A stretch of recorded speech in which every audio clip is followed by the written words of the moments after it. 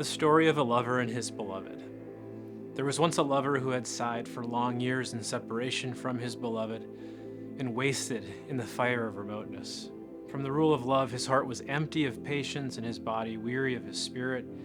He reckoned life without her as a mockery, and time consumed him away. How many a day he found no rest in longing for her, how many a night the pain of her kept him from sleep.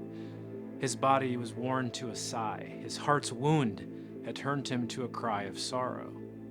He had given 1,000 lives for one taste of the cup of her presence, but it availed him not. The doctors knew no cure for him, and companions avoided his company. Yea, physicians have no medicine for one sick of love, unless the favor of the beloved one deliver him. At last, the tree of his longing yielded the fruit of despair, and the fire of his hope fell to ashes. Then one night he could live no more, and he went out of his house and made for the marketplace. On a sudden, a watchman followed after him. He broke out into a run, with the watchmen following. Then other watchmen came together and barred every passage to the weary one. And the wretched one cried from his heart and ran here and there and moaned to himself, "Surely this watchman is Israel, my angel of death, following so fast upon me. Or he's a tyrant of men, seeking to harm me." His feet carried him on, the one bleeding with the arrow of love, and his heart lamented. Then he came to a garden wall, and with untold pain he scaled it, for it proved very high, and forgetting his life, he threw himself down to the garden.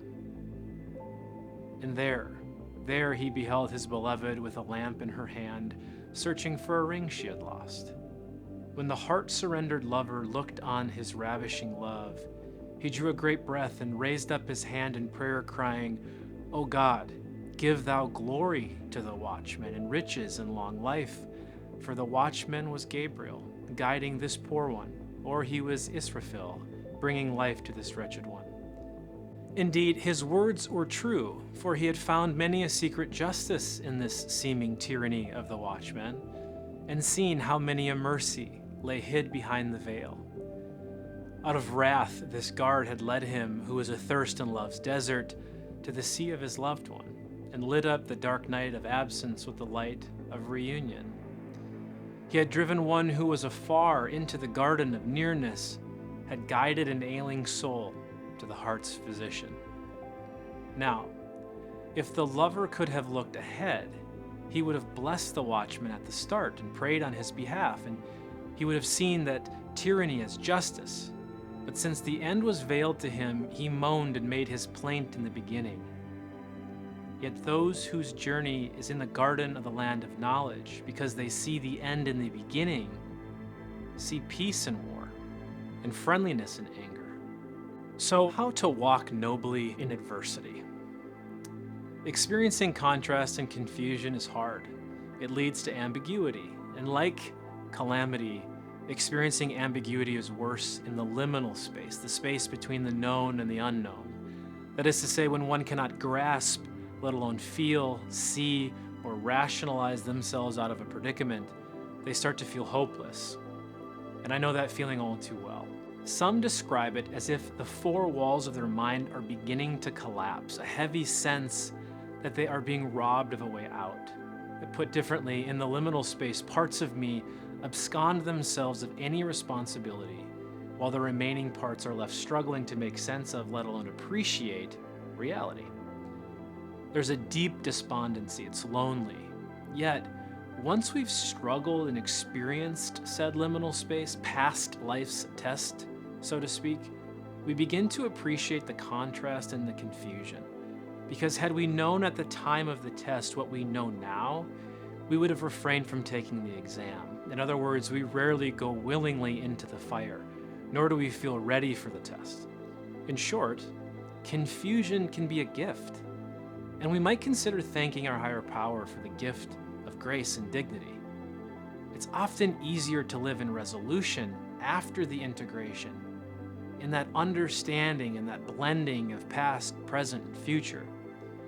What was good, what is good, and what will be good for us if we trust in divine wisdom, trust in that divine timing. In a recent coaching call with Dan Siegel, neuropsychiatrist, mindsight educator, and interpersonal neurobiologist, interpersonal neurobiologist, he called to mind his dear and now departed friend, the poet, philosopher, and all-around wonderfully wise John O'Donohue. And Dan notes that John captured the essence of emergent flow when he said that he'd love to live like a river, carried by the surprise of his own unfolding. A psychological flexibility of sorts, a hallmark of a healthy human being. This left me wondering, what is the true nature and power of contrast? How can the past influence but not inform the future? How can challenges and wounds fuel our passions? How can honoring, addressing, and working with parts of ourselves, for example, our inner child, help free us to work with our felt sense and live the life we were meant to live? In summary, might life's tests improve our lot in life? In Fire and Gold, Benefiting from Life's Tests, compiled by Brian Curzius, the author shares a quote that's attributed to Abdu'l-Baha, the eldest son of Baha'u'llah, the Baha'i faith's leading exponent, renowned as a champion of social justice and an ambassador for international peace. Quote, "Many a time a calamity leads to a bounty. Not until a man has endured hardship on account of a thing will he appreciate the full value of that thing. The more one suffers because of something or other, the better will one understand the worth of it. As the Quran says, never will they attain unto divine bounty except through severe trials. For the people of faith, trials and disasters and tribulations lead to spiritual progress, that is, if one bears them with patience and detachment from all save God. It is said in the Quran, think ye to enter paradise when no such things have come upon you as on those who flourished before you. Ills and troubles tried them.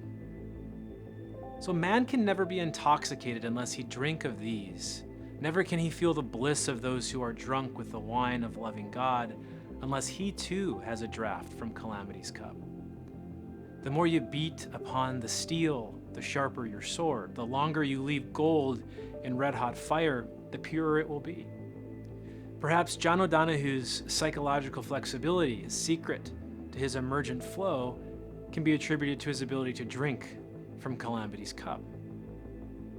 In Mindsight, Dan Siegel again writes, quote, within each of us there is an internal mental world, what I have come to think of as the sea inside, that is a wonderfully rich place filled with thoughts and feelings, memories and dreams, hopes and wishes. Of course, it can also be a turbulent place where we experience the dark side of all those wonderful feelings and thoughts and fears, sorrows, dreads, regrets, nightmares. When this inner sea seems to crash in on us, threatening to drag us down below to the dark depths, it can make us feel as if we are drowning. Who among us has not at one time or another felt overwhelmed by the sensations from within our own minds?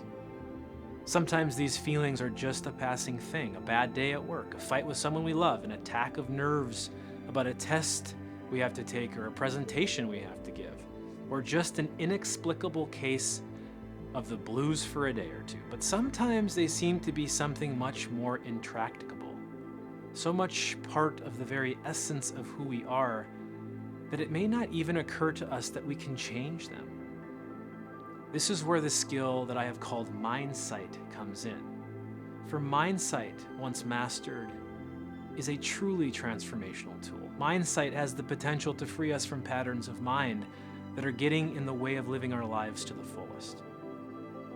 In other words, it's time to learn to become our own best friend. It is time to double down on mindfulness, plucking the fruits of said practice.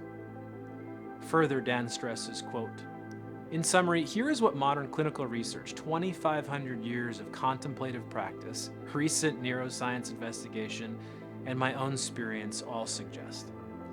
Mindfulness is a form of mental activity that trains the mind to become aware of awareness itself and to pay attention to one's own intention.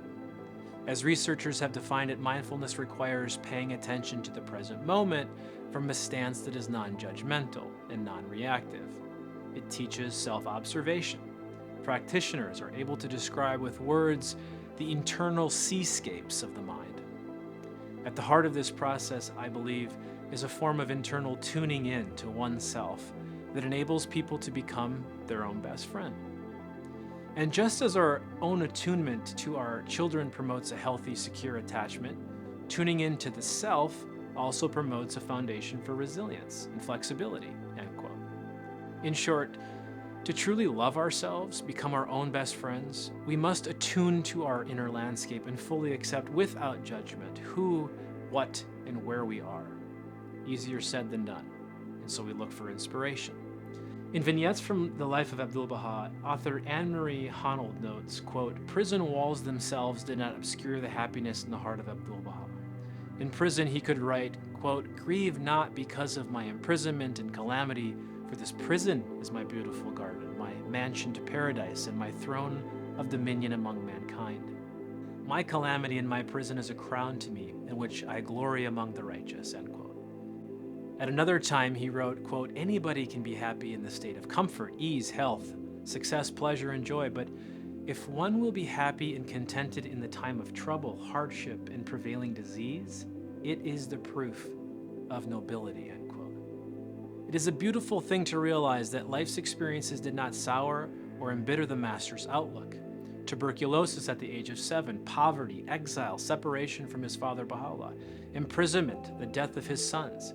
He endured all of these and more and remained optimistic and cheerful towards life. He walked nobly in adversity," end quote.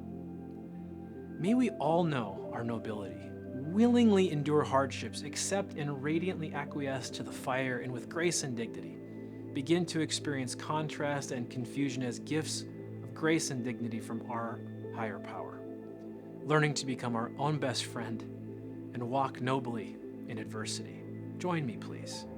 For as Baha'u'llah said, "O son of being, busy not thyself with this world. For with the fire we test the gold, and with gold we test our servants."